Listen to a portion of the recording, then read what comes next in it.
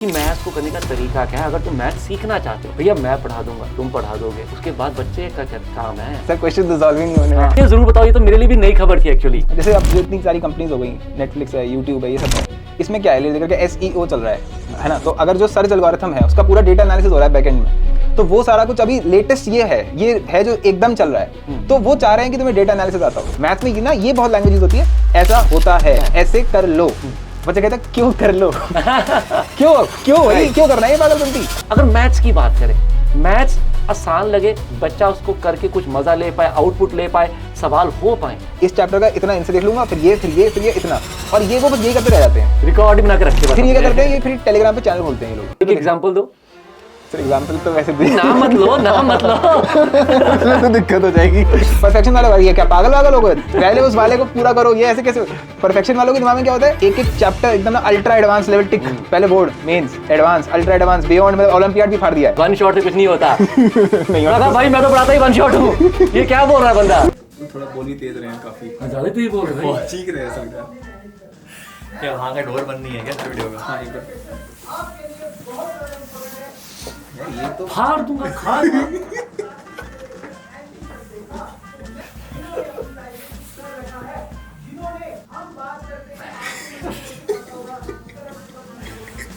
नहीं आएगा। नहीं जी।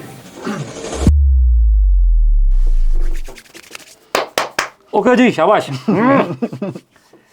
तो चलो भाई सीधे मुद्दे की बात करते हैं। मैथ्स की अगर बात की जाए तो यार, एक तो हो गया जेई पॉइंट ऑफ व्यू से मैथ्स को देखना, मेन में कैसा पेपर आता है, एडवांस में कैसा पेपर आता है, और एक होता है मैथ्स को ऐसा सब्जेक्ट देखना। हाँ। तो संदल, तुम्हारे लिए बोलूँ तो मैथ्स अनप्लग्ड।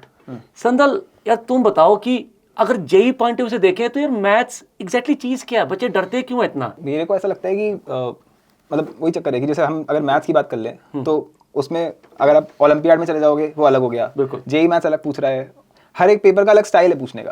तो हमें एग्जैक्टली पहले हमें इससे भी पहले इस पर हमें ये बात करनी चाहिए कि एग्जैक्टली IIT या फिर NIT ये लोग सोच क्या रहे हैं, इनके दिमाग में क्या चल रहा है, इनको चाहिए कौन। क्योंकि ओलंपियाड वाला जो बंदा है, ओलंपियाड, ISI, CMI, ये लोग जो है, ये उन लोगों को ढूंढ रहे हैं कि किसके दिमाग में क्रिएटिविटी ज्यादा है, कौन एकदम से ऐसे सोच लेता है कि यार ये तो क्या सोच लिया। कुछ भी गंदे सोल्यूशन होते हैं। हाँ, सही बात है। लेकिन जो जेई वाले हैं वो नहीं ढूंढ रहे हैं। उनके पेपर में आपको ऐसा नहीं दिखेगा कि भाई ये क्या फाड़ू तूने, ऐसे +1 -1 डिवाइड बाय, कि जो कोई सोच ही ना पाए। जैसे हम लोग जब पहली बार पढ़ते हैं ना कि 1 को sine square plus cos square कर दिया, क्लासिक जो लगती है वो क्लासिक चीजें एडवांस में इतनी ज्यादा नहीं आती, वो ओलंपियाड में मिलेंगी कि कोई सोच ही नहीं सकता था, वो वाली चीज कर दी। एडवांस में जैसे मैं अगर एक एग्जांपल दूं तो जो 2023 के पेपर में जो क्वेश्चन आया था 2023 के एडवांस में, तो वो जो क्वेश्चन था कि एक ग्राफ है, मतलब एक फंक्शन दे रखा है, उसका पहले ग्राफ बनाओ, वो भी पहले पूरा कर्व स्केचिंग से करके AOD का यूज करके, फिर उसमें ग्रीन वाला रीजन, रेड वाला रीजन, फिर वो डंडा है उसमें हॉरिजॉन्टल ऊपर नीचे, ये क्या कर रहे हैं। एक तो इतना बड़ा क्वेश्चन दे दो, इन्फॉर्मेशन ओवरलोड कर दी, फिर उसके बाद लेयर्स कर रहे हो। मतलब कि अगर आप देखो पहले बच्चे को इतना नहीं है, पहले उस फंक्शन को पहले उन्होंने कांस्टेंट में डाल दिया कि इतने से इतने में होना चाहिए, फिर ये बोल दिया कि इसको पहले बनाओ बैठ करके। करने के लिए बहुत सारी चीजें हो गई, पहली लेयर हो गई। दूसरी लेयर की इन्फॉर्मेशन को ध्यान रखना है कि फंक्शन कौन सा है। मतलब सवाल को आधा तो डिफिकल्ट ऐसे बना देते हो कि इन्फॉर्मेशन ही बहुत सारी दे देते हैं। इन्फॉर्मेशन बहुत ओवरलोड कर देंगे। लैंग्वेज को रखेंगे बिल्कुल, जो जैसे मानिए अगर हम IIT में बात कर लें तो IIT में कौन सी बुक चलती है, जैसे मानिए मैट्रिसेस है, उसमें एक बुक चलती है, उसका नाम निकल रहा है दिमाग से, तो वो लोग लैंग्वेज जानबूझ के वैसी रखेंगे जो एकदम फॉर्मल हो, जो कॉम्प्रिहेंसिव हो, तुम्हारी हर चीज एक साथ चेक कर लेंगे। जैसे पहले IIT में शायद इंग्लिश का पेपर भी आता था, वो उनको सीरियसली, हाँ, जो पहले जो पुरानी IITs थी उसमें PCM आ गया और साथ में इंग्लिश का भी हो गया। उनका मतलब इंग्लिश तो चेक कर नहीं सकते, क्वेश्चन में डाल दो। तो लंबा क्वेश्चन बना दिया, इन्फॉर्मेशन ओवरलोड हो गई, ये तो एक बात हो गई। दूसरी सबसे इंपॉर्टेंट बात कि तुम क्वेश्चन को ऐसे करो, मैं इसको ज्यादा अच्छे एग्जांपल से समझाता हूँ। जैसे फंक्शंस होते हैं, फंक्शंस में क्या होगा कि एक फंक्शन, उसके अंदर दूसरा, फिर तीसरा, फिर चौथा, उसकी भी इनइक्वालिटी है कि भाई ग्रेटर देन 5, ठीक है। तो पहले क्या करेंगे हम लोग, कैसे बताते हैं उसको कि देखो पहले तो तुम्हें सबके डोमेन चेक करने पड़ेंगे कि भाई ये सब सही है, डिफाइंड हो पहले तो डिफाइंड हो। तो पहले तो उसके 5 खाने तो ऐसे ही बन गए कि हाँ यार ये 5 का डोमेन निकालो, फिर जाके तो वो मेन क्वेश्चन पे तो अब पहुंचेगा, फिर सॉल्विंग शुरू होगी, फिर वो करेगा, उसमें भी आएगा अच्छा तूने डिवाइड कर दिया है, इसका ध्यान रखना डिनोमिनेटर 0 ना हो जाए, डोमेन अलग चल रहा है, डिनोमिनेटर 0 ना हो जाए। फिर अच्छा देख लो जरा इसमें तुमने अच्छा स्क्वायरिंग कर दी, अरे यार तो फिर ये देख लेना कोई एक्स्ट्रा नेगेटिव वाली पॉसिबिलिटी चेक कर लो। मतलब कि आपको एक सिनेरियो है उसमें 5-6 चीजें चल रही हैं, ये भी करना है, ये मैंने ऐसे पकड़ रखा है, ये ऐसे मतलब बच्चे की हालत देखो, उसको ये चीजें पकड़ के रखनी, ये भी ध्यान में रखना है, उधर से इस पैर से ये मैं इसका ऐसे इमेजिन करता हूँ कि मुंह से ये पकड़ पा रहे बाप रे। तो वो ऐसी सिचुएशन में पेपर क्वेश्चन सॉल्व करवाते हैं। उनके क्वेश्चंस में वो वाली क्रिएटिविटी नहीं हो रही ओलंपियाड वाली। तो बेसिकली पॉइंट मेरे को सही लग रहा है कि अगर पेपर की बात करें, अगर मेन या एडवांस की, तो कोई भी सवाल देखकर जिस बच्चों को स्टैंडर्ड सारे अच्छे से आते हैं, उसे ये प्रॉब्लम नहीं आएगी कि सवाल को मैं शुरू कहाँ से करूँ या समझ ही नहीं आ रहा। पॉइंट इसकी मल्टीपल चीजें देखकर थोड़ा कंफ्यूजन हो जाता है कि किसको कैसे यूज करना है।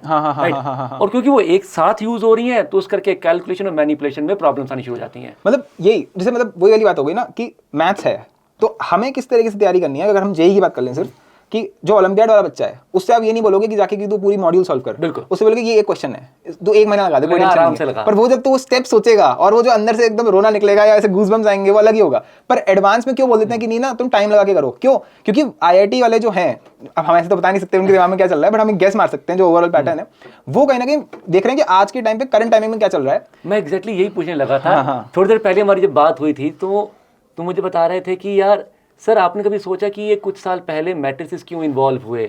स्टैटिस्टिक्स पीछे आना बंद हो गया था, दोबारा क्यों आ गया? एडवांस में तो कभी मतलब आप एकदम से स्टैटिस्टिक्स, वो भी एडवांस में सबको लगता है स्टैटिस्टिक्स क्या है यार, ये जरूर बताओ, ये तो मेरे लिए भी नई खबर थी एक्चुअली। जैसे अब जो इतनी सारी कंपनीज हो गई, नेटफ्लिक्स है, यूट्यूब है, ये सब है, इसमें क्या है, ले करके एसईओ चल रहा है ना। तो अगर जो सर्च एल्गोरिथम है उसका पूरा डेटा एनालिसिस हो रहा है बैकएंड में, तो वो सारा कुछ अभी लेटेस्ट ये है जो एकदम चल रहा है। तो वो चाह रहे हैं कि तुम्हें डेटा एनालिसिस आता हो। इससे भी पहले चले जाएं तो जब मैट्रिसेस इन्वॉल्व हुआ था, दैट वाज द टाइम जहाँ पे कोडिंग, कंप्यूटर साइंस, क्योंकि इसका बहुत अच्छा एग्जांपल है, ये एडवांस का तो नहीं है, एक पेपर और होता है सीएमआई का पेपर होता है, तो वो टॉप नॉच यूनिवर्सिटी, मतलब वो तो मैथ्स में फिर नेक्स्ट लेवल हो गया सीएमआई, गॉड लेवल। तो उसमें उन्होंने वो बड़े प्यारे प्यारे क्वेश्चन पूछते हैं। वो क्या करेंगे, मैट्रिसेस का क्वेश्चन पूछेंगे फंक्शन के अंदर डाल के, ठीक है। और वो फिर मैंने सर्च किया, मैंने जानना चाह रहा था यार ये कैसे बना सकते हैं। फिर पता चला कि वो एक बहुत भयंकर कुछ कोडिंग थी, मुझे तो समझ में नहीं आ रहा, डीएसए एल्गोरिथम कुछ होता होगा, उसका कोई एक पर्टिकुलर केस था वो, और वो चाह रहे थे कि खुद सोच लो। तो समझ में आया कि वो थ्योरेटिकल कंप्यूटर साइंस है जो तुम फंक्शंस में मैट्रिसेस घुसा के पूछ रहे हो। तो अब इतना कॉम्प्लिकेटेड हो गया, तो वो चाह रहे हैं ना कि मैट्रिसेस बच्चे को आता हो बहुत अच्छे से, क्योंकि अगर हमें इतना कॉम्प्लिकेटेड काम उसे आगे करवाना है, तुम आईआईटी में आ रहे हो ना, मजाक थोड़ी है। तो अगर तुम वो सब करने वाले हो तो मैट्रिसेस पहले से आता हो। इसीलिए एडवांस में पहले मैट्रिसेस था ही नहीं, वो आई गेस डेट याद नहीं, आई गेस 2000 के बाद ही इन्वॉल्व हुआ है सिलेबस में।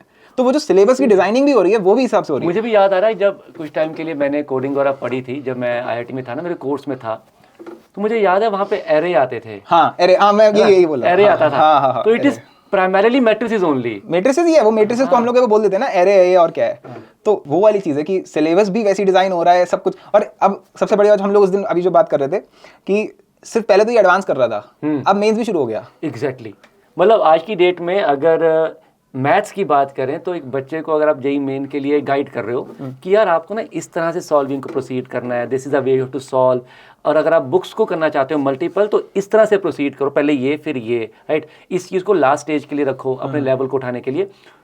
तो एक्चुअली मेन और एडवांस्ड के लिए सजेशन में ज्यादा फर्क नहीं रहा। अगर मैथ्स की बात करें, काइंड ऑफ सिमिलर सा कैरेक्टरिस्टिक है पेपर का। अगर मेन मैथ की बात फिजिक्स केमिस्ट्री में तो बोल दोगे कि देखो ऐसा एरोडो को तो चुने की भी जरूरत नहीं है, अगर मेंस की बात चल रही है तो वही सिंपल कर ले, काम हो जाएगा। लेकिन जैसी मैथ की बात आती है, मैं अगर आप मुझसे कोई पूछते हैं मैं कंफ्यूज में आ रहा था। मैंने कहा यार एडवांस का कोर्स और मेंस के कोर्स में क्या डिफरेंस रह गया, सेम ही है सब, सिमिलर ही, बिल्कुल सिमिलर। देखो ये तो होगी जेई की बात।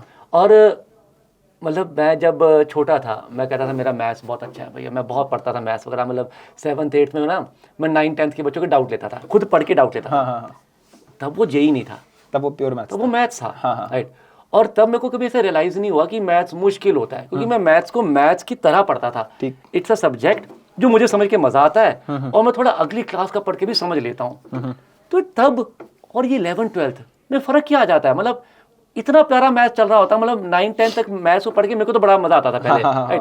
11th 12th में आके कुछ तो वो जेई के नाम पे ना, मैं बहुत इंटरेस्टिंग पॉइंट है। जैसे कि जब हम 10th क्लास तक होते हैं ना, तो अब 9th क्लास का सिलेबस कितना प्यारा सा है, मतलब प्यारा मैथ्स हमको नहीं लगेगा, पर जिनको मैथ्स पसंद होती है, बच्चों के भी अच्छे नंबर आते हैं। मैंने नोटिस किया है दो टाइप के बच्चे होते हैं 9th 10th में ना। एक बोलेगा मुझे ज्योमेट्री बहुत अच्छी होती है, उसमें बढ़िया मजा आता है। एक होगा ज्योमेट्री से ज्यादा घटिया कोई चीज नहीं है, उसमें यार क्या प्रूफ है, कंस्ट्रक्शन है, उसमें उनको अलजेब्रा पसंद है, हमें इक्वेशन सॉल्विंग मजा आता है, ट्रिग्नोमेट्री की मैनिपुलेशन में मजा आते हैं। ये दो टाइप के होते हैं। तीसरा होता है मैथ्स ज्यादा भाई का सब्जेक्ट, कोई पॉइंट बनता नहीं, क्या फालतू चीज है, क्या पता नहीं क्या करते रहते हैं।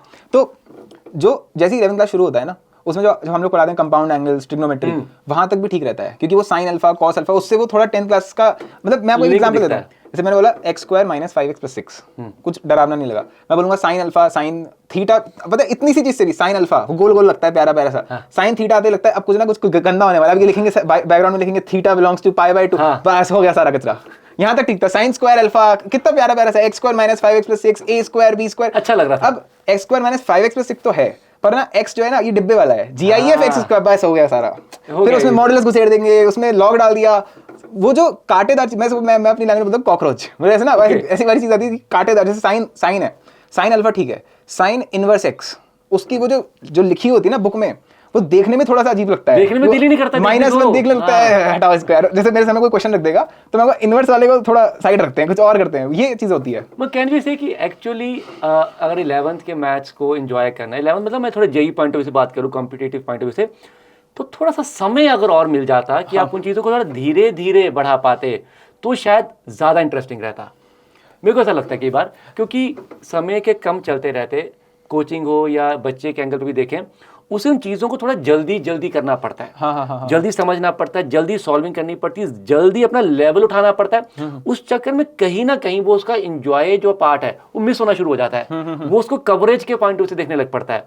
जबकि 9-10 तक थोड़ा समय होता है, चीज़ें धीरे धीरे चल रही होती हैं, धीरे धीरे डेवलप हो रही होती हैं, लिंक हो रही होती है, मजा आ रहा होता है। और यहाँ पे लिंक तो हो रही है, बट इससे लिंक, यहाँ लिंक, वहाँ लिंक, ठा चल रहा है। और नहीं, और वो चक्कर क्या है, वो लिंकेज भी जो है ना, वो आप कितना भी कर लो, वो आप पढ़ाते नहीं हो, वो लिंकेज वो बेचारे को पता चल रहा है क्वेश्चंस के थ्रू। एग्जैक्टली, वो और फंस गया उसमें, वो कि अच्छा यार ये 1 मिनट मैं तो फंक्शंस कर रहा था, ये मैट्रिसेस कहाँ से आ गए एकदम से, या फिर मतलब वो एकदम ही वैसा होता है यार, ये क्या हो रहा है एकदम से कि, और इसका मतलब इसमें बहुत सारी चीजें बोली जा सकती हैं। मतलब जैसे अगर आप 10th से 11th में आ रहे हो, तो 10th क्लास में जितनी भी नोटेशंस आपने पढ़ी हुई हैं, अलजेब्रा, ट्रिग्नोमेट्री, उसके साथ आप बहुत यूज्ड टू हो चुके हो, बचपन से वो आपको 6th क्लास में पढ़ा दिया था ABCD।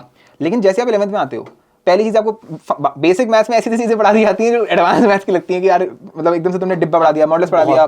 फिर उसके बाद जो नोटेशंस आती है ना, सिग्मा, पाए, वो वाला पाए, उसमें प्रोडक्ट वाला, हाँ, तो बच्चे को डर लगता है, मतलब स्टार्टिंग में हाय भगवान ये ना आ जाए बस, या फिर उसको वो सेट वाली जो नोटेशन होती है ना, बिलोंग्स टू, वो ऐसे ब्रैकेट बने हुए, कंफर्ट नहीं है। इसमें क्या होना चाहिए आइडली, मतलब ये थोड़ा अलग जा सकता है, लेकिन मेरे हिसाब से ना एक जो मतलब टीचिंग में थोड़ा सा ये करा जा सकता है, या बुक्स में ऐसा करा, जो एक बुक आती है RD शर्मा, जो एक बुक आती थी, वो ये चीज बड़ा सही से करती है कि नोटेशन जो है ना, उस पे पहले उसको 5-6 बहुत ही सिंपल क्वेश्चन करा दो, क्योंकि वो क्वेश्चन हम क्वेश्चन के लिए नहीं करा रहे, वो बस नोटेशन पे, नोटेशन समझ रहा है क्योंकि बच्चा। टीचर जो होता है वो तो फ्लूइडली करता है। मैंने एक सिंपल एग्जांपल है, जब वो क्वेश्चन बुक में लिखा हुआ होता है या प्रिंटेड होता है, लगता है पता नहीं क्या है, अब वही जब वो आपका वाला टीचर है जिसको आपसे जो आपको पसंद है, वो जैसे ही वो ऐसे लिखता है, अरे यार ये तो कुछ था ही नहीं, इसमें तो कुछ था ही नहीं, देखते ही ऐसा रहता है हाँ ये तो बड़ा सिंपल सा क्वेश्चन था, क्योंकि वो टीचर की वो होता है ना कि टीचर की लाइट में आपको आसान लग रहा होता है, पर जैसे ही वो लाइट बंद होती है, टीचर गया, अब जब तुम्हें सिग्मा देखने को मिलता है तो गए खत्म। इसीलिए मेरे को कि जब नोटेशंस बना रहे हो तो स्पेशली उसको थोड़ा सा ज्यादा उसमें कराना चाहिए, वो फ्लूइड कर देगा उसको, ये आसान कर सकता है 11th क्लास। तो अब आसानी की अगर बात करें तो देखो ये क्वेश्चन बेसिकली शुरू यहीं से होता है कि 11th 12th में कंपटीशन की अगर बात करें तो मैथ्स नॉर्मली बच्चों को थोड़ा टफर लगता है, स्पेशली पेपर भी टफ आना शुरू हो गया मेन एडवांस में, मैथ्स का पर्टिकुलर ज़्यादा, तो कहीं ना कहीं वो डर बच्चे के मन में ना बैठ ही जाता है। जो बच्चा 10th से 11th में आता है उसके सीनियर ये बताते हैं पहले से ही कि मैथ में जोर लगने वाला, मैथ टफ आता है, पेपर लेंथी आता है, कैलकुलेटिव आता है, मैनिपुलेशन आती है। हर बंदा रिएक्शन के बाद भी यही बोलता है। तो अगर बात करें कि यार what is the way to do it, है ना, वी बीइंग टीचर हमारी सबसे बड़ी रिस्पॉन्सिबिलिटी ये बनती है बच्चे को कि मैथ्स को करने का तरीका क्या है। अगर तुम मैथ सीखना चाहते हो भैया मैं पढ़ा दूंगा, तुम पढ़ा दोगे, उसके बाद बच्चे का क्या काम है। सर क्वेश्चन तो सॉल्व ही नहीं होने हैं। सर आप पढ़ा रहे थे, बड़ा अच्छा लग रहा था सर, क्या फील आ रही थी, क्या बढ़िया चल रही थी, पॉपकॉर्न निकाल लिए थे, कोल्ड ड्रिंक मस्त एकदम बढ़िया चल रहा था, फिर ये आ गए क्वेश्चंस, गए काम से। सर अब हो ही नहीं रहा, समझ तो आगे था पर अब नहीं हो रहा, वही सबसे बड़ी प्रॉब्लम है तो ना। तरीका क्या है सर, फिर तरीके की बात करते हैं तो, और ये पता है ये सिर्फ 11-12 का चक्कर भी नहीं है या जेई का चक्कर है, आप इंटरनेशनली आप कहीं पर भी चले जाओ, हर बंदे का सब समझ में आता है यार मैथ्स तो टफी होती है, और इंडिया में तो चलो फिर भी अच्छा बना हुआ है, इंटरनेशनली MIT FMIT कहीं पर भी चले जाइए, ओवरऑल मैथ्स में अलग रेपुटेशन दिया मैथ्स को, सब्जेक्टिव ऐसा रहता है। अच्छा मैथ्स आती है तुम्हें, पहले दिमाग में पहले यार ये बंदा थोड़ा इंटेलिजेंट होगा। और जबकि एज अ टीचर अगर बात करूँ ना, मेरे को लगता है कि मैथ्स को पढ़ाना आउट ऑफ PCM सबसे ईजी होता है। इन अ सेंस केमिस्ट्री बहुत ज़्यादा फैल जाती है ना, पूरा डेटा बहुत है। फिजिक्स में आपको एक ही चीज़ को अलग अलग कंडीशन में कैसे देखना है वो समझाने में जोर लगता है, कंसेप्चुअली बहुत ज़्यादा इवॉल्व हो जाती है फिजिक्स। मैथ में कंसेप्चुअली उतना इवॉल्व नहीं होता, लिमिटेड से कंसेप्ट होते हैं, बट यस उसका जो मैनिपुलेशन है, उसको कहाँ पे कैसे लगाना है, वो सारा प्रैक्टिस करते हो मैथ्स में। वही तो अगर बच्चे की बात करें, टीचर तो सुखी है मैथ्स पढ़ा के, मतलब मैं बहुत सुखी हूँ। मैं मेरे को आज कोई कह दे फिजिक्स पढ़ा दे, चाहे मेरे को आती हो, मैं पढ़ाने में कहूँगा यार रुक जा भाई पहले सोचना पड़ेगा। इंटरेस्टिंग बनाई जा सकती क्योंकि बहुत रियल लाइफ है, बट समझाने में फिजिक्स मेरे को लगता है मुश्किल है, मैथ्स समझाने में मेरे को मुश्किल कभी नहीं लगती, पर बच्चे के पॉइंट ऑफ व्यू से बच्चा मैथ्स को कैसे पढ़े कि उसको आसान लगे, वो फाइनली आई विल नॉट से कि आपने जेई में नंबर ले ले, वो सबका टारगेट नहीं होगा। अगर मैथ्स की बात करें, मैथ्स आसान लगे, बच्चा उसको करके कुछ मज़ा ले पाए, आउटपुट ले पाए, सवाल हो पाए, ऐसी कौन सी 2-3 चीज़ें हैं जो you as a teacher would like to tell बच्चे, देख अगर मैथ सीखना है ना, इन 3-4 चीज़ों का ध्यान रख तो मैथ को बहुत अच्छा समझ आएगा। लेकिन सर ये हम ना इसको मतलब ये ऐसे आइसोलेशन में नहीं बात कर सकते इस पे। मुझे लगता है कि ये पूरा एक सिस्टम है। अब आप ऐसा नहीं कर सकते कि आपने पढ़ तो ऐसे लिया कि मैंने इस टीचर से ऐसे पढ़ ली मैथ्स, उसके बाद देखो, क्योंकि आपका मैक्सिमम टाइम तो टीचर के साथ गया ना। बिल्कुल। तो जब आपकी स्टार्टिंग ही गड़बड़ हो गई, जैसे मैं आपसे बोल भी रहा था कि हम लोग जब आप टीचिंग कर रहे हो तो आपकी टीचिंग इतनी ईजी क्यों लगती है, क्योंकि आप स्टार्टिंग ही ऐसे करोगे। आपको पता है कि हाँ ठीक है, बच्चे को ऐसे नहीं बोल देना कि डायरेक्ट n फैक्टोरियल नहीं बोलेंगे, पहले उसको थोड़ा 2 फैक्टोरियल 3 फैक्टोरियल, वहां से फिर n फैक्टोरियल पे लाओगे। तो अब मानो मैंने पहले पढ़ा वैसे ही दिया कि हाँ भाई n फैक्टोरियल होता है, वो नेचुरल नंबर्स का मल्टीप्लिकेशन। अब वो बोलेगा तुम डाउट पूछ लेना, तुम्हें समझ में ना आए, तो यहाँ तो मामला ही गड़बड़ हो गया ना। यहाँ पे तो स्टार्टिंग ही वैसी होनी चाहिए थी, बिल्कुल उसी कहानी से लेकर जाना था जहाँ पे हमें पता है वो यहाँ आएगा, ये ऐसे वो एक पूरा एक सिस्टम होता है। तो मुझे लगता है कि इसका आंसर ऐसे करना है वो सारे यूजलेस आंसर हो जाएंगे अगर हम ऐसे आंसर करेंगे कि ये तरीका हो सकता है, क्योंकि हम क्या बोलेंगे कि प्रैक्टिस कर लो, वो ये कर लो, लेकिन क्या हम उसको रूट लेवल पे खत्म कर पाएंगे? क्योंकि उस कॉन्सेप्ट की स्टार्टिंग उसके दिमाग में कुछ नहीं था, उसने पढ़ा हाँ भाई डिटर्मिनेंट ऐसे ऐसे होता है, हो गया काम तमाम। तो मतलब बेसिकली पहले तो एक चीज़ क्लियर होती है कि 2 एंगल आ गए। एक आ गया कि टीचर ने कैसे पढ़ाया, हाँ। और दूसरा है बच्चे ने पढ़ने के बाद क्या किया। और इन ये सब दोनों से लिंक है। मिलकर एक अच्छा कह लो कि परसेप्शन बनेगा बच्चे का मैथ्स को लेकर। और जो बच्चा करेगा वो इस बात पर डिपेंड करेगा कि टीचर ने पढ़ाया कैसे।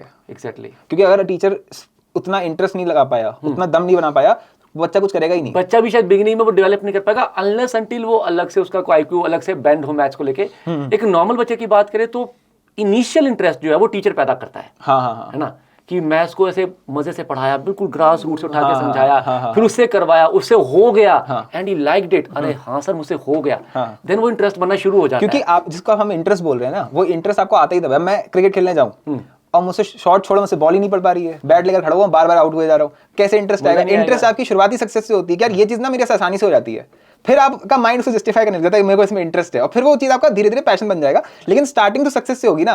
अब तुमने मैथ्स पढ़ाई और उसमें ऐसी चीजें करा दी, बच्चा पहले उसका रहे, हमारा तो फ्यूज उड़ गया।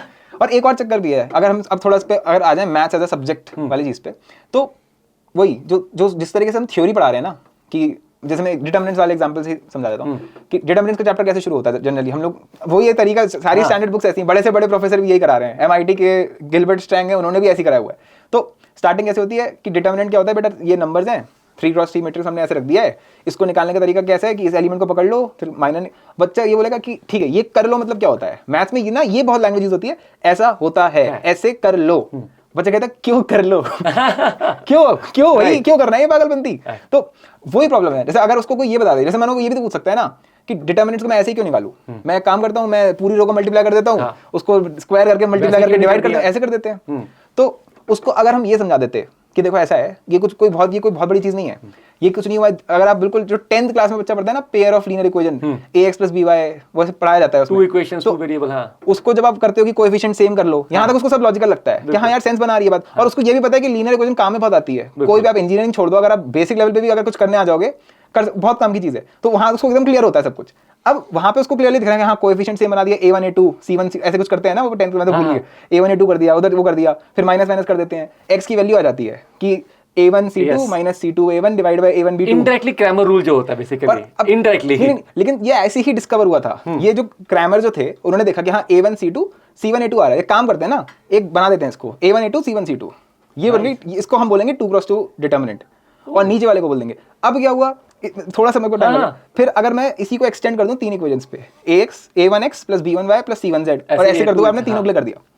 अब आप अगर सोचें थोड़ा सा डिडक्टिव है, जैसे डोमिनो इफेक्ट होता है ना, एक पत्ता गिरा दूसरा पत्ता गिरता चला जाएगा, वही चीज हो रही है कि जो 3x वाला है उसमें भी अगर हमसे कोई बोल दे रहा है कोई क्रैमर रूल नहीं है, कैसे करेंगे? वही करेंगे कि z को एलिमिनेट कर दो, बिल्कुल, एक को हटा दो। कैसे करेंगे? कोएफिशिएंट सेम बना देंगे दोनों का, 2 इक्वेशंस पकड़ लो 3 में से कोई भी, उसमें से z को हटा दिया, x और y वाली आ गई। अब उसको सॉल्व करने में 2x2 डिटर्मिनेंट ही बनने वाला है। अगर आप सोचो तो आपने जिस कोएफिशिएंट से मल्टीप्लाई किया था दोनों में, वही वो वाला एलिमेंट है जिसका हम माइनर बनाते हैं। जो माइनर है ना वो वही है जो 2x2 बना, बिल्कुल वो बचा हुआ पार्ट जो है। हाँ, अब ये आपने किया था, पहले इन 3 में से कोई 2 इक्वेशन उठाई थी, अब ये दोनों उठा लो, इन दोनों के साथ सेम चीज करोगे, फिर ये फर्स्ट और थर्ड वाली उठा लो, इनके साथ करोगे, बन गई ना वो वाली रो A1 वही A11 C11 कोफैक्टर, फिर A2 C2। यहां से वो निकल के आया कि यार इसको हम डिटर्मिनेंट बोल देते हैं, उल्टा है। ओह फिर 4 को लाओगे तो उसमें क्या होगा, अब उसमें 3 करके करोगे तो उसमें 3 क्रॉस 3 घुस जाएगा। जब 5 लाओगे उसमें 4+4 घुस जाएगा। तो यहां से उन्होंने फिर जनरलाइज कर दिया कि अगर एक n क्रॉस n का डिटर्मिनेंट होगा तो उसमें ना हम एक चीज बोल देते हैं, इसको हम बोलेंगे माइनर, फिर उसको हम बोलेंगे कोफैक्टर। तो ये जो बोलते हैं बोलेंगे, ये यहां से निकल के आ रहा है, डेवलप हुआ। ये ऐसे डेवलप हुआ है। तो बेसिकली नो डाउट वो डेफिनेशंस हैं और हमें उनको चैलेंज नहीं करना कि वैल्यू ऐसे क्यों निकाली, बट वो डेफिनेशंस जो बनाई गई हैं उनके पीछे रीजन है एक। वो ऐसे बेतुका नहीं कि वरना तो कोई भी as कर भी देता कुछ है। भी डिफाइन कर दिया, हाँ, कुछ रीजन था, बहुत ज्यादा उसकी reason रिक्वायरमेंट थी उसकी, कुछ उससे कुछ पर्पस सॉल्व हो रहा था। क्योंकि सिंपल सा फंडा है, इंसान कोई भी काम फालतू में नहीं करता है, उसके पीछे या तो उसको कुछ मिल रहा होगा, कोई उसका सेल्फिश रीजन होगा, या उसको बहुत बढ़िया आनंद मिल रहा होगा उसको करते हुए। दो ही रीजन, या तो तुम खेल रहे होते हो, खेलते वक्त अब मैं हैरी पॉटर में जानना चाहता हूँ या वोल्डेमॉर्ट ने उसकी मम्मी को क्या मार दिया यार, तो ये मैं ऐसे कोई फालतू में थोड़ी जानना चाहता हूँ, क्योंकि मुझे कुछ मिल रहा है, या तो मजा आना चाहिए या मेरा कुछ है, कुछ इंटेंट है मेरी, दोनों में से यही रीजन है। तो मैथ्स कोई ऐसा तो है नहीं कि चमत्कार हो गया कहीं से निकल के आ गई है, जिन इंसानों ने भी उस पर काम किया है, और आई थिंक सो इंसानों ने ही किया, बंदरों ने तो किया नहीं। तो जब इंसानों ने काम किया होगा तो उसके पीछे कुछ तो रीजन होगा ना, कुछ तो वो सॉल्व करने की कोशिश कर रहे होंगे, कुछ निकालने की कोशिश कर रहे होंगे, बिल्कुल। तो वहां से निकल के आ रहा है सब कुछ। लेकिन अब थ्योरी ऐसे पढ़ाई नहीं जाती है ना, थ्योरी थ्योरी का मेंशन करूंगा बात। हाँ। मुझे 14-15 साल हो गए पढ़ाते, बट मेरे लिए ये नई खबर है, नई इन्फॉर्मेशन है कि एक्चुअली डिटर्मिनेंट का जो स्टार्टिंग है वो कहीं ना कहीं ड्राइव ही उस इक्वेशन सॉल्विंग से शुरू हुआ था, ठीक है। हाँ। वहीं से उसका एक जरूरत दिखी, एक पैटर्न दिखा, उस पैटर्न को उन्होंने नाम दिया डिटर्मिनेंट, हाँ। एंड फाइनली पूरा टॉपिक डिफाइन कर दिया गया। ये मेरे लिए एक नई खबर है, मेरे को नहीं पता था पहले, आज से पहले, राइट।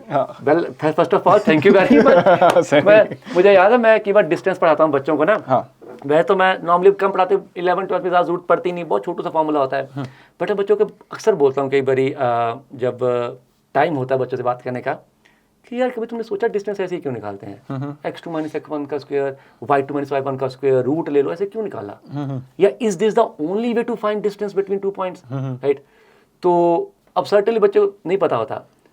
तो when I was in my graduation, वहाँ मैंने पढ़ा था ये, मैं बच्चों को बताता हूँ कि तुम्हारे यूज नहीं हो ना, बस मजे के लिए सुन लो अभी तो, कि मैथ्स एक्चुअली बहुत मजेदार चीज है। ये एक ही तरीका नहीं है डिस्टेंस निकालने का, बहुत सारे मेथड्स होते हैं डिस्टेंस डिफाइन करने के। अब तुम कहोगे सर फिर तुम अपना बना देता हूं, है ना, नहीं बना सकते, उसका भी एक प्रॉपर थ्योरी है। किसी चीज को हम कहेंगे कि ये डिस्टेंस निकालने का सही तरीका है अगर वो 3 चीजों को फॉलो करता है, कंडीशंस होती है प्रॉपर, ठीक है, कि it should be greater than equal to 0, उसमें ट्रायंगल इनइक्वालिटी का रोल आता है, मतलब वो प्रॉपर 3 उसके लॉज हैं। कोई भी चीज अगर इन 3 को फॉलो करती है तो उस चीज से मैं डिस्टेंस को डिफाइन कर सकता हूं। और ऐसा नहीं है हर एक जगह पे डिस्टेंस निकाला जा सकता है, कुछ सिस्टम्स है वहीं पे डिस्टेंस निकाले जा सकते हैं और उनको नाम दिया जाता है बाद में, मैट्रिक स्पेसेस, ठीक है। मैं इसी मैं जैसे आपने ये जो ट्रायंगल लॉ बोला ना, जैसे कई लोग बोलेंगे कि a + b + c जो होता है 180 डिग्री के बराबर नहीं होता है, कौन से स्पेस में, जहाँ पे ट्रायंगल लॉ वैलिड नहीं है, यानी कि आपने कर्व कर दिया। एग्जैक्टली। तो ये सब चीजें होती हैं, वो बड़ी मजेदार होती हैं, बट यस अब वो बच्चे वो को पूरी लिए, कहानी है, मतलब मैथ्स अपने आप में अगर कोई शुरू कर दे ना तो वो पूरा अपने आप में एक नॉवल सीरीज लिखी जा सकती है, जिसमें थ्रिल है, उसमें चैलेंज है। मतलब जैसे एक बंदा था, गैलॉइस नाम से एक बंदा था, उसने ये प्रूव किया था कि क्वांटिक पॉलिनोमियल, जैसे हम बोलते हैं ना कि क्वाड्रेटिक का ये रूट होता है, इसका ये होता है, तो वो बंदा 22-23 साल का था, ठीक है, और उसने जो प्रूव कर दिया, अब वो हम पीएचडी में पढ़ाते हैं, हम उसको एमएससी में नहीं पढ़ा रहे, गैलॉइस थ्योरी, गेम थ्योरी, इस टाइप के टॉपिक्स जो होते हैं। तो लोगों उसको ना, मतलब जो मैथ्स की जो पेडागॉजी, जो पढ़ाने का तरीका है, वो हो रहा है top to bottom. Top to bottom मतलब कि पहले हमने हेडिंग लिख दी, इसका रीजन है, ये भी हुआ था, ये 1900 में बैठ करके मैथमेटिशियंस ने बैठ के सोचा था क्या करा जाए, और उसमें ये उन्होंने उठाया था पॉइंट, जॉर्ज पॉलियर नाम था उनका। तो उन्होंने बोला था कि ह्यूरिस्टिक्स यूज करेंगे, जो मैं जिस तरीके से पढ़ा रहा था, ये डिटर्मिनेंट्स वाला जो आइडिया था, ये उन्होंने बोला था ह्यूरिस्टिक्स वाला, कि ऐसे मत पढ़ाओ, ऐसे पढ़ाओ कि जैसे वो हुआ कैसे था, क्योंकि फिर बच्चे को सब कुछ बड़ा ऑब्वियस लगेगा कि ये तो बट ऑब्वियस था, ऐसी तो होगा, डिटर्मिनेंट ऐसे है, भाई वो डिटर्मिनेंट थोड़ी है, वो तो शॉर्टकट है, उसको एकदम क्लियरली हो गया। और ये अलग से वीडियो बनाने की जरूरत नहीं है, इसके लिए एनेक्डोट नहीं बताना है उनको सब दिख रहा है, कहानी की तरह एकदम फ्लो चल रहा है, एकदम बढ़िया। आपको ये भी बताने की जरूरत नहीं है बेटा इसको हम माइनर बोलेंगे, इसको हम कोफैक्टर बोलेंगे वगैरह, सर हम अपना नाम लिख दे रहे हैं, इसको हम चिंटू बोलेंगे, इसको मिंटू, कुछ भी बोल दो। वो तो उनका ये पॉइंट था ऐसे पढ़ानी चाहिए। लेकिन ज्यादातर मैथमेटिशियंस का पॉइंट क्या था, जैसे हम बच्चे को लैंग्वेज सिखाते हैं तो ABCD है ना, अब ये तो नहीं करोगे ना, देखो एक्चुअली तुम्हें ABCD थोड़ी सिखानी थी, एक्चुअली तो हम चाह रहे थे कि तुम विलियम शेक्सपियर बनो, बिल्कुल। तो अब विलियम शेक्सपियर थोड़ी सुना दोगे उसको सीधे, तो इसीलिए उनका पॉइंट था कि नहीं, ये तरीका ज्यादा सिस्टमैटिक है पढ़ाने का। एक अगर हम सबको ऐसे हाई क्लास ना लेकर चलें तो ये कुछ हो सकता है, वो एक बहस टाइप की है, वो एक डिबेट है, बेसिकली एक डिबेट है कि what is the right way to proceed, कि आप हिस्टोरिकल स्टोरी वाले तरीके से पढ़ाओगे, आप ऐसे पढ़ाओगे। But I have to agree, मतलब मैंने वो सेशन देखा था तुम्हारा जो PYQ पे था या सीक्वेंस पे कुछ था, मुझे एग्जैक्ट वो टॉपिक नहीं याद, मतलब करीबन मैंने 3-4 महीने पहले देखा था। आई जस्ट लव्ड इट भाई। वो किस बेसिक ग्रास रूट से तुमने शुरू किया था, नंबर सिस्टम से शुरू किया था, बिग बैंग से किया था कि बिग बैंग में इंसान आ गए और फिर कैसे उन्होंने काउंटिंग से लेकर के जेई एडवांस की मैंने उसने वो सब लपेट दिया वो था। अनदर लेवल था भाई। उस सेशन का वीडियो मैं इसके लिंक डिस्क्रिप्शन में भी डालूंगा, सारे बच्चे देखना। मतलब इट इज एक्स्ट्रा ऑर्डिनरी। मतलब आई नेवर थॉट कि यार ऐसे पढ़ाया जा सकता है, बट तुमने वो कोशिश की और वो हिम्मत दिखाई। मतलब आई जस्ट लव्ड इट। मतलब and I have to say that कि उसमें एक्चुअली सीखने के लिए बहुत कुछ है किसी भी टीचर के लिए। बहुत अच्छा एफर्ट था तुम्हारा, मुझे तो पसंद आ गया था। मतलब क्या बात है, बंदे ने एफर्ट मारा यार। Right, and I am hopeful कि बच्चों को से बहुत ही फायदा हुआ होगा। बच्चों को तो बहुत फायदा हुआ, लेकिन इसमें भी क्या होता है ना कि जब आप कुछ ऐसा करते हो जो मेन स्ट्रीम से बिल्कुल ही उल्टा होता है। क्योंकि अब मैं एक एग्जांपल पे, मैंने पिछले साल जब क्रैश कोर्स शुरू किया था तो उसमें क्या हुआ था कि अब भाई 2 महीने बच्चे, 1 महीने बच्चा, ये बंदा क्या पढ़ा रहा है 1 2 3 4 क्या पागल हो गया, ये क्या राजा रानी की कहानी है, क्या सुना रहा है। उनको नहीं समझ में आ रहा कि वो वही जो मैं कह रहा हूँ ना कि आप एक बेस सेट करते हो, वो उनको वो समझ में नहीं आता पहले, तो थोड़ा सा उस पर वो आया था। तो मैं वही कहूंगा कि जो देखेगा उसको इनिशियली लग सकता है, लेकिन जब उसको उसका समझ में जब होता है ना कि सब कुछ ऐसे हुआ, ये हुआ वो, और जब एकदम से सब एकदम एक पैटर्न दिखता है एकदम से, अच्छा ये हो रहा था इतने टाइम से। अब जैसे मैं इसमें इसी में मेरे को पॉइंट है कि इसको बोलते हैं ना क्वेश्चन सॉल्व हो जाता है कि यार मेरे सामने क्वेश्चन लिखा हुआ है। जैसे अगर आपके सामने क्वेश्चन लिखा हुआ है, एक तो मतलब जैसे मैंने वही एडवांस का क्वेश्चन हो गया, मैंने आपको थोड़े टाइम पहले दिखाया था उसको, तो उसको देखते आपने तुरंत सॉल्व करना शुरू कर दिया। हाँ। कैसे कर दिया? क्यों? क्योंकि एक तो ऐसा नहीं है ना कि वो स्पेनिश लिखी हुई है, हाँ, है ना, तो आपको लैंग्वेज एकदम फ्लूइड आपके साथ। तो पहले तो वो जो कट ऑफ होती है वो क्लियर हो गई। हाँ, समझ आ रहा है, बिल्कुल सब समझ में आ रहा है। अच्छा ठीक है, सिग्मा अब हमें क्या डराएगा, ये दिया, ये दिया, ये दिया, ये पूछा है, बस आप पहले देख रहे हो कि 4 डेटा पॉइंट्स हैं कि ये 4 इन्फॉर्मेशन इनपुट पॉइंट्स हैं, हाईलाइट हो गए पहले, बस पहले एकदम क्लियर दिख रहा है।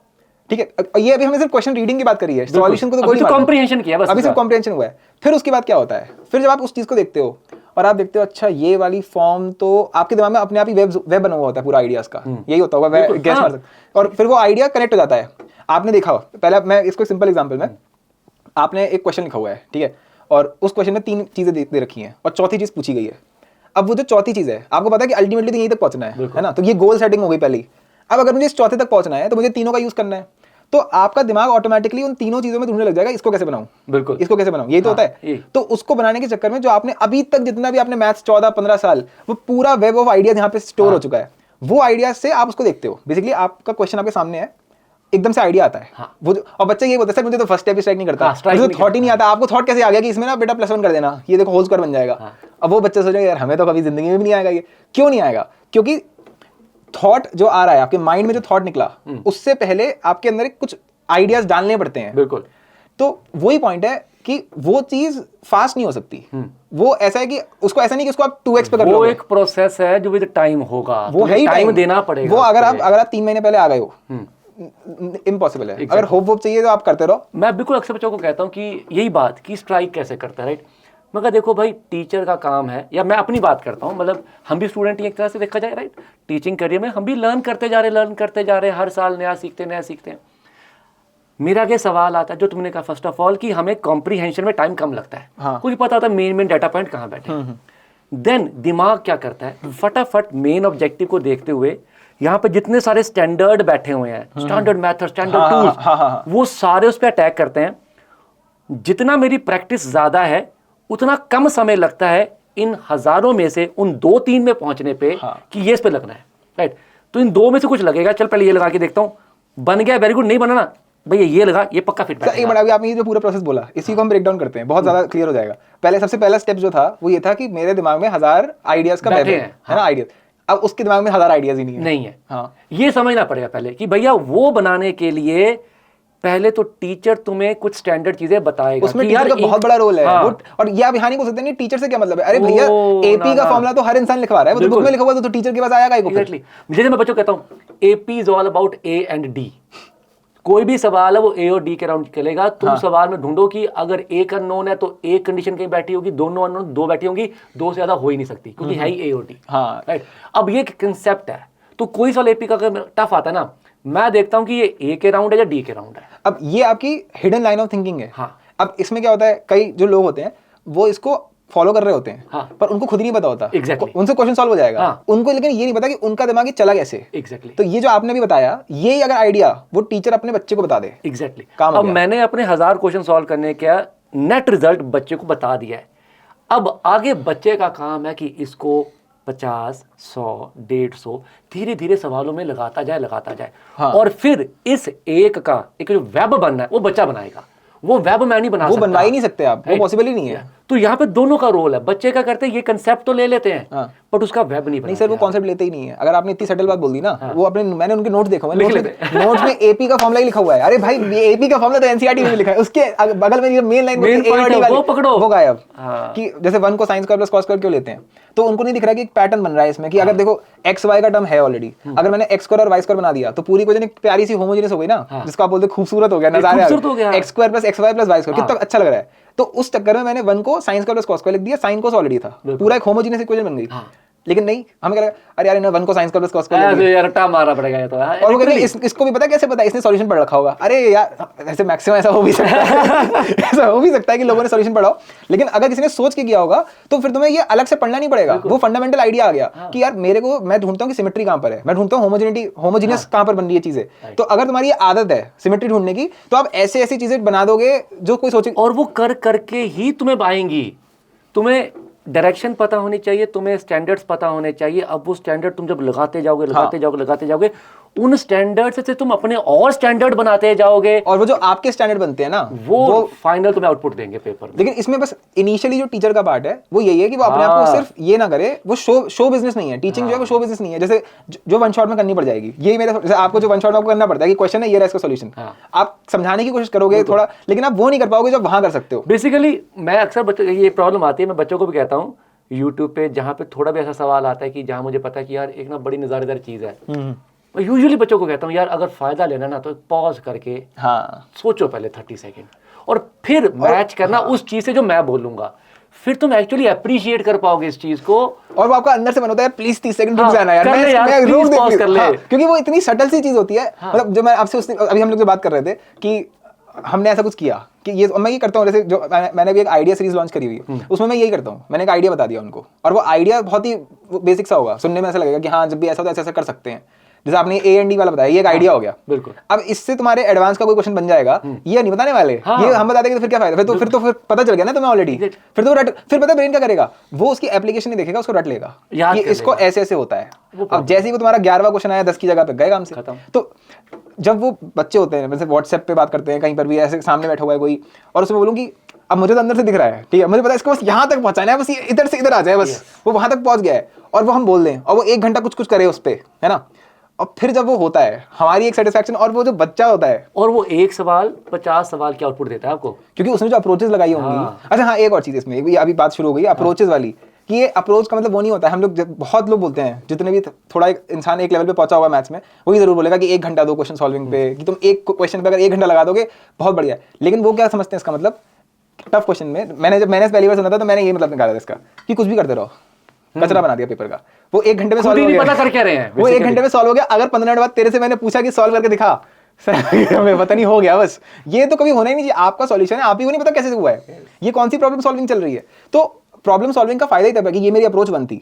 अब मैंने इस आइडिया से देख लिया नहीं बन रही बात, तो तुरंत उसको काटो, अटैच नहीं हो जाना, नहीं हम तो इसी से करें। और लोग क्या करेंगे, हम 2 घंटे से लगे हुए इसी आइडिया पे, अरे भाई तो फिर 2 घंटे का मतलब ये थोड़ी था। और शायद ये फिर से वो एक एबिलिटी है जो सिर्फ मैथ सिखाती है, क्योंकि फिजिक्स केमिस्ट्री में शायद मुझे इतना नहीं आइडिया, लेकिन मैथ्स में ये एक चीज है कि आपको मल्टी अप्रोच करना आ जाती है कि अगर इससे बात नहीं बनी छोड़ दिया, दूसरे पे आ गए, अच्छा इससे भी बात नहीं बनी, वो हिम्मत आ जाती है अंदर से कि बहुत चाहिए होता है। एडवांस में तो ऐसी चीज़ बहुत यूज होती है, मतलब अब इतने साल हो गए, अभी हम सवाल सॉल्व करते हैं एडवांस का, ऐसा होता है मिड में जाके लगता है कि यार ये अप्रोच कहीं लेके नहीं जा रही, तो आपको अपना अटैचमेंट छोड़ के उसको फुल स्टॉप लगाना पड़ता है और दूसरे अप्रोच को पकड़ना पड़ता है। और एट टाइम्स उल्टा भी होता है, मिड में जाके लगता है कि यार थोड़ा सही जगह नहीं जा रहा, बट वहां पे कॉन्फिडेंस मेंटेन करके आगे बढ़ना पड़ता है, क्योंकि उसके आगे आंसर होता है, उसके आगे होता है, वही है ना। और ये चीज अब ये कैसे कोई सिखाएगा, ये तो खुद ये तो आपको कंडीशन देखनी पड़ेगी ना उस पॉइंट पे, या ये भी कोई लिखवाएगा देखो इस कंडीशन में ऐसे कर लेना, तो फिर वो बेकार हो गया। तो अच्छा, लेकिन इसका एक फायदा भी तो है सर, लेकिन ये सिर्फ जेई तक रिस्ट्रिक्टेड नहीं है ना, मैथ्स तक, ये तो आप लाइफ में भी होता नहीं है कि आप एक उससे चल रहे थे फिर आपको बीच में छोड़ना पड़ता है उसको, ये यहाँ से सीख रहा है। मतलब अब लगता है कि जब हम अभी बात कर रहे पहले कर ही रहे थे जब मिलने से पहले भी यहाँ पे, कि सर ये क्यों पढ़ रहे हैं, काम क्या आना है मेरे, वही। है ना, साइन थीटा लाइफ में कहाँ काम आ जाएगा, मैंने कौन सी बिल्डिंग की इंक्लिनेशन देख के साइन कॉस टैन मेरे को सबसे ज्यादा गुस्सा इसी रीजन पे आता था कि जैसे मैं पूछूंगा मैथ्स क्यों पढ़नी है, ठीक है, या फिजिक्स भी क्यों पढ़नी है, वो कहेंगे देखो ये ना उस फलाना इंजन के उस काम में आता है। मैं कहा मुझे इंजन बनाना ही नहीं है, मैं भाड़ में जाए होता होगा, अपने को क्या मतलब। हालांकि कुछ लोग इस बात से भी सेटिस्फाई हो जाते हैं, मेरे को तो इस पे भी गुस्सा आती है, नहीं मुझे इससे भी, मेरे को क्या मतलब इस चीज से। तो एटलीस्ट अगर हम मैथ्स की बात करें, अभी फिजिक्स केमिस्ट्री को छोड़ते हैं उनके ऊपर, तो मैथ्स में एक तो इसका ये फायदा बहुत है, जो प्रॉब्लम सॉल्विंग एबिलिटीज है वो आपको मैथ्स नहीं सिखा रहे हैं, वो आपको ये सिखा रहे हैं कि जो मल्टी लेयर्ड जो थिंकिंग होती है, जो हमने बात करी थी कि अगर अभी हम इस पॉडकास्ट के बारे में भी सोच रहे हैं, हाँ। तो हम मल्टी लेयर डिस्कशन करेंगे, और वो हमारे लिए बड़ी ऑब्वियस सी बात है, हमें लगेगा कि ऐसी तो सोचना होता है, लेकिन जब ये मुझे पता कब चलता है, जब मैं किसी दूसरे को समझा रहा होता हूँ और वो कहते हैं भाई आराम से थोड़ा एक एक करके समझा, मैं कहा ये एक एक करके समझाया नहीं जा सकता। अब ऐसा थोड़ा वही जो फंक्शन वाला, हाँ बिल्कुल, कि भाई जो एग्जाम जो हम लोगों ने क्वेश्चन देखा था, वो ग्रीन रीजन रेड रीजन वाला, वो भाई वो तीनों चीजें साथ में ही करनी पड़ेंगी, ऐसा थोड़ा नहीं पहले ग्रीन के बारे में बात करो भाई, ऐसे नहीं ऐसे नहीं, फिर रेड के बारे में बात करेंगे, फिर रेड वाले के बारे में बात करेंगे। और रियल लाइफ में प्रॉब्लम्स ऐसी ही आती हैं, आपको मल्टीपल कंस्ट्रेंट्स को लेते हुए डिसीजन लेना पड़ता है, उसी को प्रॉब्लम सॉल्विंग बोलेंगे, और वो हो नहीं सकती। आपको ध्यान देना पड़ेगा कि अच्छा हाँ मुझे इसका भी ध्यान रखना है, फिर मुझे लेकिन ये भी निकलवाना है, मुझे अपना भी लेकिन ये ध्यान रखना है, कैसे होगा ये? अरे वही बात, माइंड फ्यूज हो जाएगा आपका। फ्रेंड थे, अभी भी हैं, बेसिकली केमिस्ट्री पढ़ाते हैं, उनका नाम भूप वर्मा है। तो बहुत पहले की बात है, मेरे से अब तो 7-8 साल हो गए होंगे। तो वो क्लास ले रहे थे, उनसे एक बच्चे ने पूछा सर ये मोल कंसेप्ट लाइफ में कहाँ काम आना है सर, ये मतलब मैं क्या ही यूज करूंगा इसका, है ना। और 11th की बिगिनिंग की बात होगी, क्योंकि मोल कंसेप्ट तो बिगिनिंग में आता है, और ऐसे सवाल बच्चों के मन में बिगिनिंग में ही आते हैं। तो उन्होंने बहुत सही जवाब दिया, मतलब मैं उस चीज़ को टोटली अप्रिशिएट कर पाया कि यार बंदे ने क्या सोचा है जवाब देने पे। कहता बच्चे देख, ये मैं टोटली एग्री कर रहा हूँ कि ये मोल कंसेप्ट लाइफ में तेरे कहीं नहीं काम आना, बाकी छोड़, अगर तू आगे केमिस्ट्री को परस्यू करता है, बीएससी एमएससी कुछ भी करता है, वहां पे भी कुछ खास काम नहीं आना। बट इस सवाल को करते समय तेरा जो दिमाग लग रहा है, तू जो डिफरेंट तरीकों से सोचने की कोशिश कर रहा है, उससे जो तेरा IQ डेवलप हो रहा है कि प्रॉब्लम को कैसे सॉल्व किया जाता है, वो लाइफ में बड़ा काम आना है। It is actually about learning how to solve a problem, and you are going to face problems in your life. It's not just only about कि आप ये देख रहे हो, ये तो आप ये वाला बिल्कुल पर्सपेक्टिव ठीक है, लर्निंग तो हो ही गई, इंटेलिजेंस आ गया, वो सब ठीक है, उसके साथ में जो हिम्मत वाली जो चीज होता है ना, कि आपने एक क्वेश्चन देखा, उसको देख के आपका माइंड ब्लैंक आउट हो गया कि भाई ये तो कुछ नहीं, गए हो गया काम तमाम, और फिर भी आप कहोगे नहीं, आप सीधे नो बोल के उसको चूज कर लेते हो कि नहीं मैं तो तब भी सॉल्व करूंगा। ये क्या हुआ, यहाँ पे कोई थिंकिंग इन्वॉल्व नहीं है, कोई दिमाग नहीं लगाया, यहाँ ये प्योर जिसको आप बोलते हैं करेज, हिम्मत, ये वो है कि मैं फिर भी करूंगा, ये भी रियल लाइफ कि मैं फिर भी पेन तो चलाते ही रहूंगा, देखा जाएगा ऐसी की तैसी, कुछ तो होगा, अच्छा ठीक है, कुछ समझ में नहीं आ रहा, एपी का फॉर्मूला लगा दिया। और ऐसे बंदे कभी फेलियर से डरते नहीं, कुछ ना कुछ करते रहेंगे, कुछ ना कुछ करते रहेंगे। रियल लाइफ में फेलियर होता है, वो डरते ही नहीं, वो उठ जाते हैं कि हमें पता है यार कि हम जब लड़ते रहेंगे, झगड़ते रहेंगे, घुसे रहेंगे ना, वो बन जाएगा फाइनली, बस वो करेज होता है उसके अंदर। ये कैसे आता है, करेज भी कहां से आएगा ना, वो देखो जब वो डर है, जो किसी भी चीज में अगर आपको डर लग रहा है, उसके पीछे कुछ ना कुछ तो बेवकूफ नहीं है दिमाग आपका, वो डरा रहा है, उसको पता है तुम्हारी सच्चाई पता है उसको पता है कि देखो ऐसा होता है तो तुम्हारी बैंड बच जाती है, और लेट्स बी ऑनेस्ट। तो जब वो तुम्हें डरा रहा है, उसको ऐसे मत बोलो कि नहीं मैं डर को ड्रॉप कर रहा हूं, नहीं, उसको पहले आपको दिखाना पड़ता है कि देख जब तू डरता है और मैं छलांग मार के उसको क्वेश्चन को ट्राई करता रहता हूं ना, हो जाता है। तो ये चीज है, उसकी ट्रेनिंग हो जाती है। फिर जब लाइफ में कोई प्रॉब्लम आती है, उसमें भी वो ये करेगा कि हाँ अगर एक बार ट्राई करते रहते हैं तो जैसे वहां हो जाता था, ऐसे यहाँ पे भी हो जाएगा। दिमाग की ट्यूनिंग है, उसको पता है मैं लगूंगा, हो जाएगा। एक लेवल में लिखा है तो maths is like a psychological training आपके माइंड की, कि आपको कैसे स्ट्रांग बनाना है। नहीं, not only maths, it is like student का जो प्रॉब्लम सॉल्विंग एटीट्यूड है, that is teaching you in life में आपको क्या करना है, कैसे करना चाहिए। Not just maths, any subject, मतलब may it be non science as well, कोई भी सब्जेक्ट हो, अगर उसका प्रॉब्लम सॉल्विंग को लेके एटीट्यूड सही है, भाई he is not just doing that subject, he is learning the life. Life में 10 बार ऐसी चीजें आएंगी जिनका जवाब तुम्हें नहीं पता, वही शुरू कहाँ से करूँ नहीं पता होगा। बट अगर आपने ये बचपन से ट्रेनिंग ली हुई है, आपने वो हैबिट डेवलप की हुई है कि लगा रहूंगा, मुझसे नहीं होगा, किसी थोड़ी हेल्प लेके फिर दोबारा सोचूंगा, है ना, रेडीमेड आंसर नहीं लूंगा, क्योंकि वो लाइफ में मिलने वाला नहीं है, रेडीमेड आंसर होता नहीं लाइफ में किसी चीज का। और अगर आप इतनी बेकार लाइफ जी रहे हो कि आपको हर चीज के रेडीमेड आंसर मिल रहे हैं, तो लाइफ चेंज करो अपनी, लाइफ चेंज करो, बहुत सड़ी हुई लाइफ जी रहे हो, बहुत कमजोर बन रहे हो, बहुत कमजोर बन रहे हो, अगर उसके सॉल्यूशन पहले निकाल दिए गए। जो इंसान एक्चुअली लाइफ जी रहा होगा, उसकी लाइफ में हर दिन कुछ ऐसा होता होगा, वरना जीने का मतलब एक्साइटमेंट क्या हो रही है जीने में, कुछ नया, मोटिवेशन ही वो लाइफ का कि तुम कुछ नया सोच रहे हो, उससे कुछ डेल्टा आ रहा है, चेंज हो रहा है, राइट। मैं कुछ दिन पहले अपने पेरेंट्स से मिला, तो उनको मैंने कहा कि यार मेरे अंदर ना बहुत ऐसी अब ऑफ लेटली ना ऐसी इच्छाएं जाग रही कि I should try doing some new things, okay, जो मुझे नहीं आती, है ना। ऐसा नहीं कि मुझे अपना जॉब नहीं करना, सब करना है, बट पैरेलली मुझे कुछ ऐसे काम करने जो मुझे आते नहीं है। क्यों? मैंने लाइफ में पिछले कुछ 2-3 सालों में कुछ ऐसी चीजें करके देखी, और जब वो मुझसे हो गई ना, माई कॉन्फिडेंस वॉज हेयर कि यार मैं कर सकता हूँ कुछ भी। और अभी तो 1-2 की हैं, अगर मैं लाइफ में ऐसे बहुत सारी चीजें कर लूंगा, after that life will be like अबे जो मर्जी आ जाए यार, हो जाएगा, कर दूंगा मैं, मतलब कुछ तो अच्छा बना ही दूंगा। ये जो आपकी जो ये वो है ना कि कुछ नया सीखना है, अगर कोई इंसान हो जो बोर हो रहा हो, ठीक है, और वो ऐसा हो रहा हो, वो ये नहीं बोलेगा मुझे कुछ नया सीखना है, वो कहेगा मुझे कुछ नया एक्सपीरियंस चाहिए। पता है दोनों में क्या डिफरेंस है?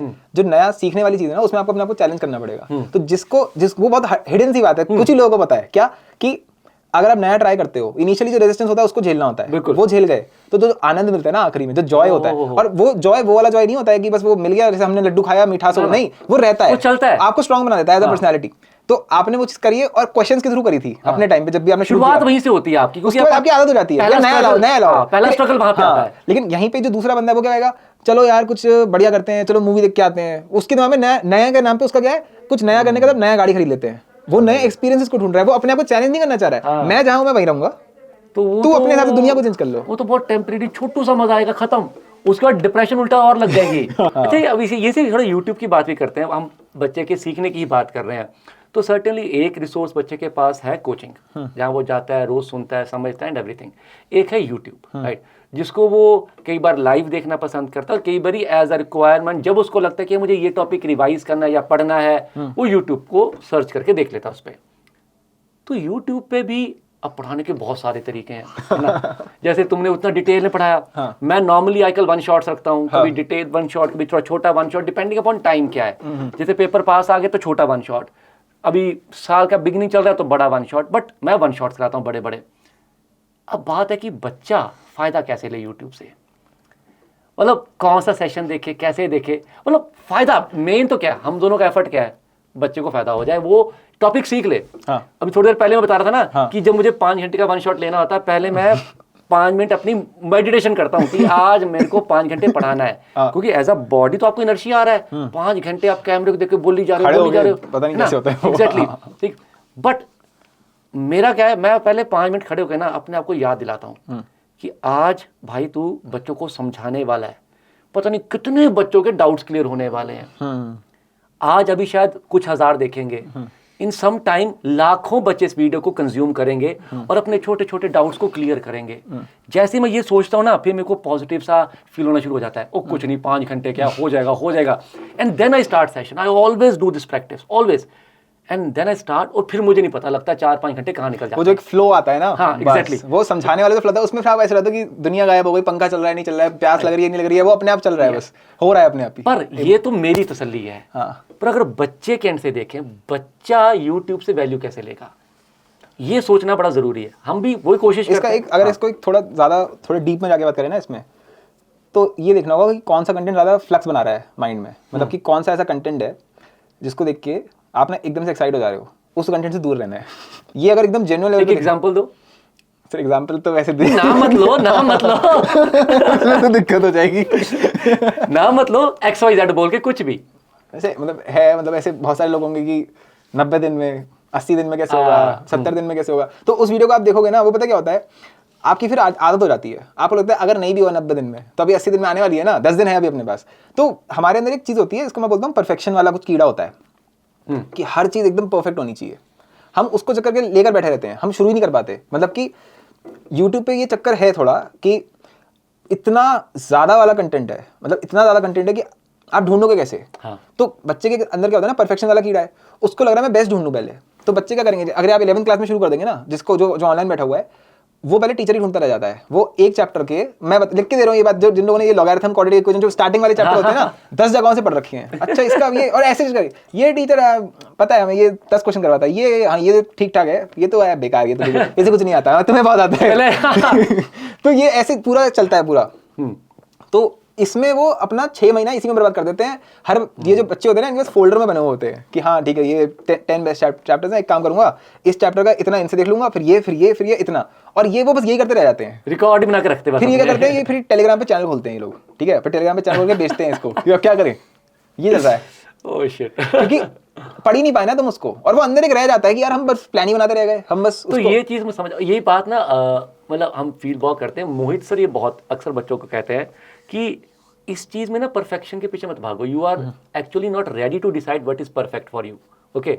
और उस परफेक्ट के चक्कर में तुम इतना टाइम खराब कर देते हो कि फिर जो बचे बचे टाइम में वही फिर हाई वेटेज एंड ऑल उसके पीछे रोते रहते हो। तो you need to start, first of all start करो पहले। मैं इसमें ना इस परफेक्शन वाले को मैंने अपने दिमाग में कैसे तोड़ा था, क्योंकि शायद ये हर इंसान के अंदर थोड़ा थोड़ा तो होता ही आता ही होगा, हाँ। मैंने इसको ऐसे देखा था कि मैं कोई भी चीज़ क्यों कर रहा हूँ, क्योंकि मुझे कहीं ना कहीं फ्रीडम चाहिए, मतलब बहुत सटल लेवल पे बोल रहा हूँ। ऐसे मान सकते हैं कि मैं किसी, जैसे मानिए मैं इस रूम में बंद हूँ, मुझे इस रूम से निकलना है, मेरी इंटेंट पे डिपेंड करता है। मैं क्या बोलूँगा, इस रूम में ना एक बहुत ही बढ़िया सा परफेक्ट गेट होना चाहिए, एकदम सिमेट्रिकल होना चाहिए, इस कलर का होना चाहिए, और मैं उसको खोलूंगा फिर निकलूंगा।